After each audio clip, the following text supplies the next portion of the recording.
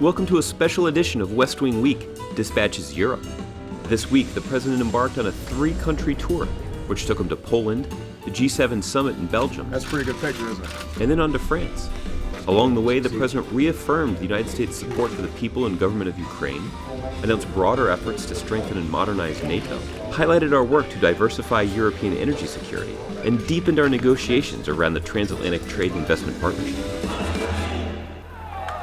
After an overnight flight, the President arrived in Warsaw and was greeted by President Komorowski of Poland. Here, the two had the opportunity to meet Polish and American airmen supporting the U.S. F-16 aviation detachment based in Poland, before speaking to the traveling press. I'm starting the visit here because our commitment to Poland's security, as well as the security of our allies in Central and Eastern Europe, is a cornerstone of our own security, and it is sacrosanct. Then it was on to Belvedere Palace, where the two presidents engaged in a bilateral meeting before giving joint statements to the press. Today I'm announcing a new initiative to bolster the security of our NATO allies here in Europe. I'm calling on Congress to approve up to $1 billion to support this effort, which will be a powerful demonstration of America's unshakable commitment to our NATO allies. Later, the President met with Prime Minister Tusk to discuss the United States and Poland's mutual interest in economic and energy security, including Poland's ambitious support of the Transatlantic Trade and Investment Partnership, better known as TTIP. One of the benefits of a strong trade agreement is that it is much easier for me to approve natural gas exports to countries with which we already have a free trade agreement.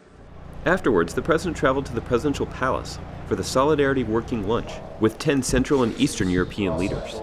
The next day, the President met with President Poroshenko, the newly elected leader of Ukraine, where he reaffirmed the United States' commitment to the people of Ukraine to help stabilize its economy and to provide significant assistance to work with them, European allies, and Russia to reduce tensions in the region. Before departing for Royal Castle, the President met with U.S. Embassy staff and their families to thank them for the tireless work they do in support of American diplomacy in Warsaw.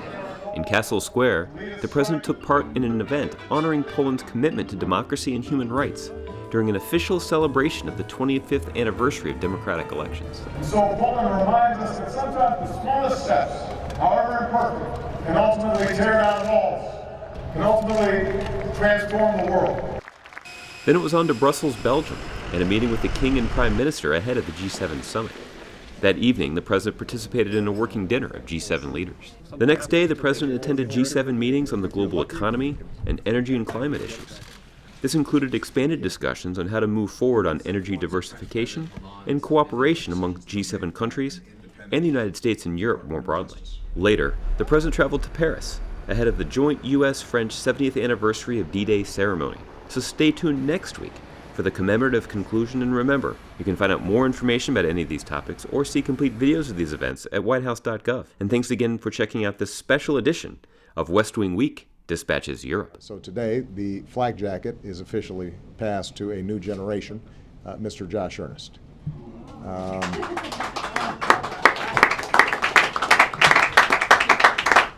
Josh is a coach's son from Kansas City. He still roots for the Royals, I guess. As you know, his name describes his demeanor. Josh is an earnest guy, and you can't find just a nicer individual, even outside of Washington. The country, of course, knows him for his golden voice and dulcet tones on West Wing Week, the biggest viral internet hit since Between Two Ferns.